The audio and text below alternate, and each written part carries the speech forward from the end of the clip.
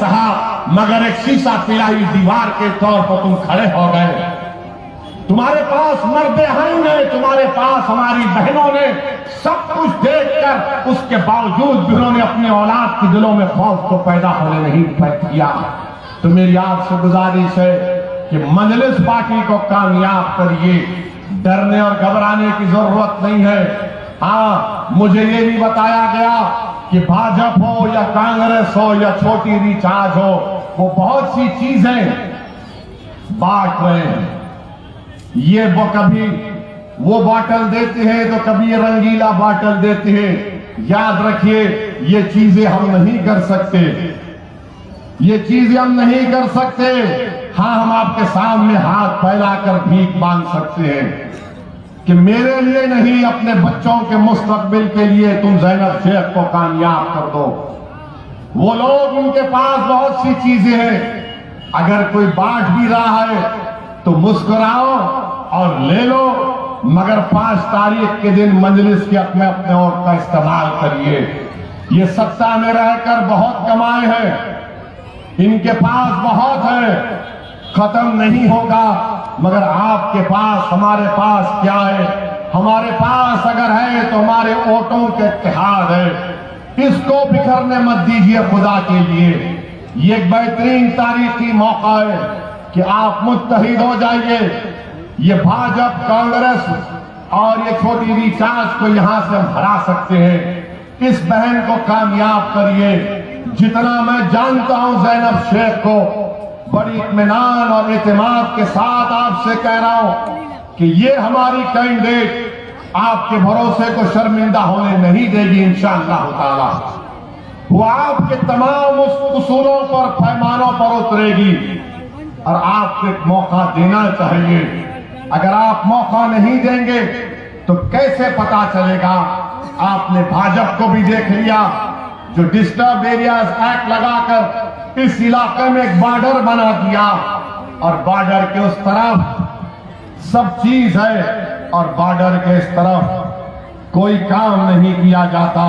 ये झूठा वादा है नरेंद्र मोदी का, सबका साथ, सबका विकास, सबका विश्वास का।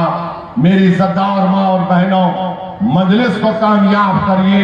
और मैंने आज सुना कि आज यहां के एमपी साहब जनाब अमित शाह ने अपने भाषण में कहीं पर कह दिया कि 2002 में हमने जो सबक सिखाया था उसकी बिना पर गुजरात में अमन कायम हो गया।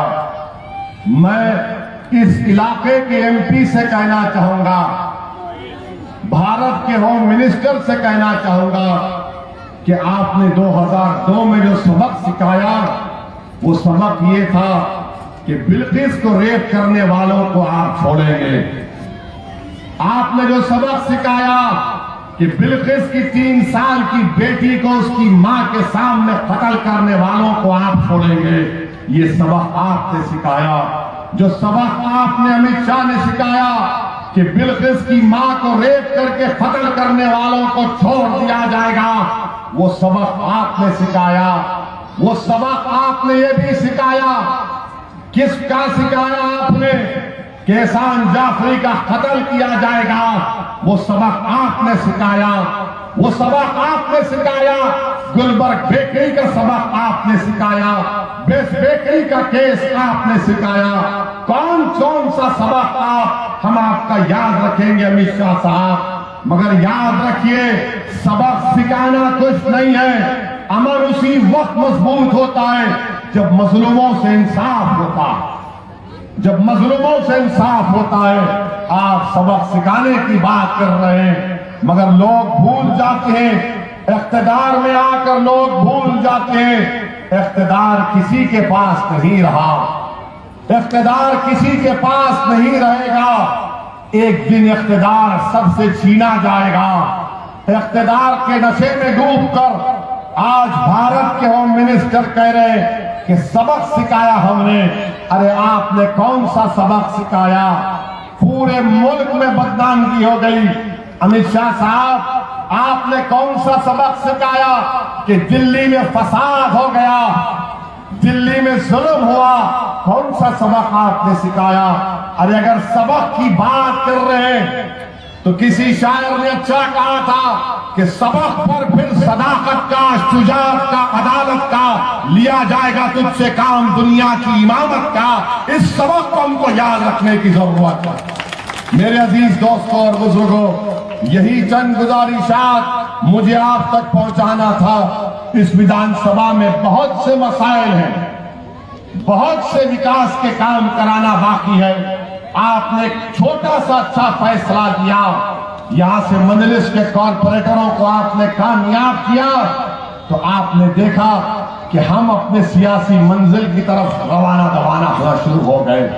तो इसीलिए मेरी आपसे गुजारिश है कि मुत्तहदा तौर पर 5 तारीख के दिन आप अपना एक वोट बटन के निशान पर बटन दबा